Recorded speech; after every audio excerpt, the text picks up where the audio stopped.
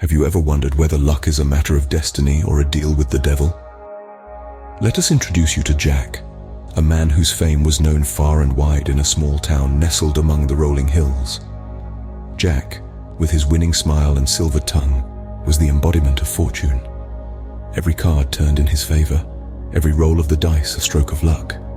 His name was synonymous with serendipity, his life a testament to the charms of chance. But in the radiant glow of his prosperity, a chilling shadow lurked, a specter that seemed to whisper of a secret pact.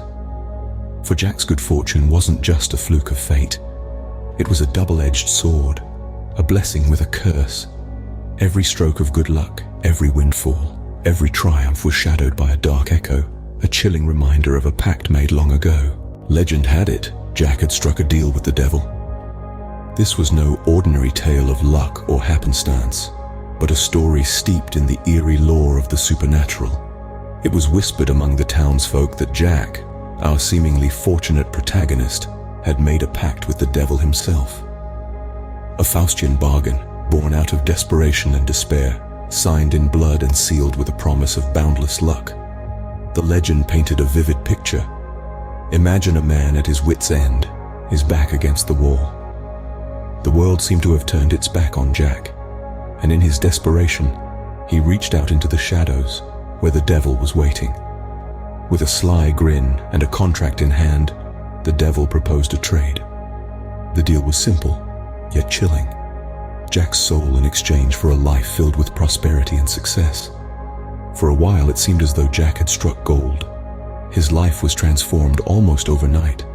His pockets were filled with coins, his fields with the richest crops, and his name echoed with reverence among the townsfolk. But this was not a gift freely given. It was a loan, and the devil was a harsh creditor. With every stroke of luck, a shadow stretched a bit longer, a chill in the air grew a bit colder. The price of his fortune was etched in the creeping darkness that began to cloud his vision, and the whispers that echoed in the silence of the night. Jack was living on borrowed time, and the devil was patient, watching, waiting. In the grand scheme of things, Jack's prosperity was but a fleeting moment, a blink amidst the eons. The devil's ledger was always open, and the ink in which Jack had signed his name was blood red. He had traded his soul for a life of prosperity, a life that was now beginning to feel like a gilded cage. In exchange for boundless luck, Jack had wagered his soul, and as the reality of his pact started to take root, Jack realized that even the luckiest man in town could not escape the devil's due. As time passed, Jack began to notice a change. A veil of darkness seemed to be slowly descending upon his world, twisting and warping the reality he once knew. The first signs were subtle, almost imperceptible. A black cat appearing from nowhere, crossing his path with a hiss and a glare. A mirror, once clear and reflective, now shattered, fracturing his image into 1,000 jagged shards. But these were just the beginning. The signs grew more ominous, more menacing.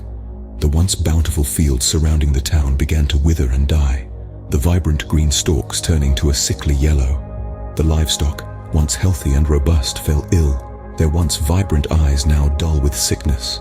The town, once filled with laughter and cheer, was now awash with whispers of fear and discontent. It was as if a shadow had fallen over everything, casting a chill that seeped into the very marrow of their bones. Jack's luck, once a river of endless fortune, began to ebb away. His silver tongue lost its charm, his winning smile failed to bring him the luck it once did. His spirit, once as vibrant as the sun, began to wane, dimming like a candle at the end of its wick. Try as he might to shrug these signs off as mere coincidences, deep down Jack knew the truth. He could feel it, a sinister presence lurking in the shadows, a chilling whisper in the wind. The devil's hand was at work, pulling the strings of his fate, weaving a web of misfortune around him. His dreams, once filled with visions of success and prosperity, were now haunted by the choices he had made. He saw himself standing at the crossroads, a quill dripping with his own blood in his hand, his name etched forever in the devil's ledger. He could no longer outrun the shadow trailing him, a shadow with eyes as black as midnight. Jack was trapped, ensnared in a pact he had sealed with his own blood. The devil's hand was closing in, and Jack was left with the chilling realization that his fortune had run its course. Desperate to break free, Jack sought the town's wise woman. His journey took him deep into the heart of the forest, where the wise woman dwelled. Her home was a sanctuary of solitude, her life a tapestry of secrets and riddles. With a heavy heart, Jack knelt before her, his voice barely a whisper as he pleaded for her help. His words echoed through the silence, painting a picture of a man haunted by his past, ensnared by a pact made in desperation. He confessed to the Faustian bargain that had brought him boundless luck, but at the cost of his soul. "What can I do to reclaim my soul?" he asked, his eyes filled with a desperate hope. The wise woman, her gaze as deep and unfathomable as the forest itself, listened in silence. Her response, when it came, was a simple truth, as cutting as the winter wind. "Some debts," she said, her voice a quiet echo in the stillness, "can never be repaid." Her words sliced through Jack's hope, leaving him breathless. "Some bargains," she continued, her gaze never wavering, "could never be unmade." Her words hung heavy in the air, a chilling reminder of the price of Jack's pact.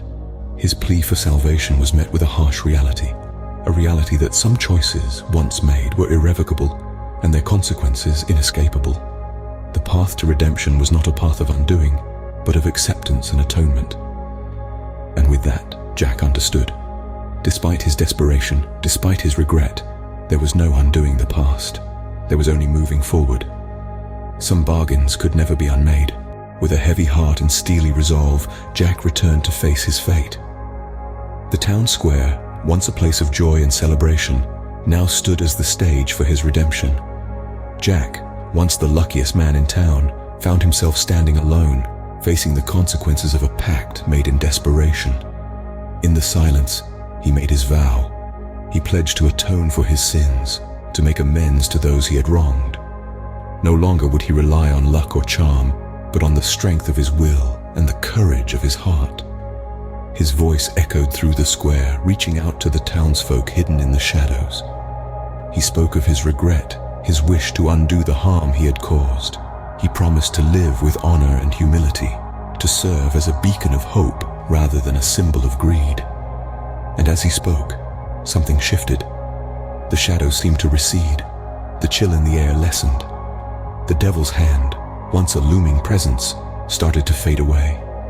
In the depths of despair, Jack had found his fortune, not in the glitter of gold or the sparkle of silver, but in the strength of his spirit and the power of redemption. He had learned that true wealth was not tangible, but resided within the heart. And so, Jack stood, unbroken and resolute, facing the fate he had once feared. He had learned that true fortune was not measured in gold or silver, but in the strength of the human spirit and the power of redemption.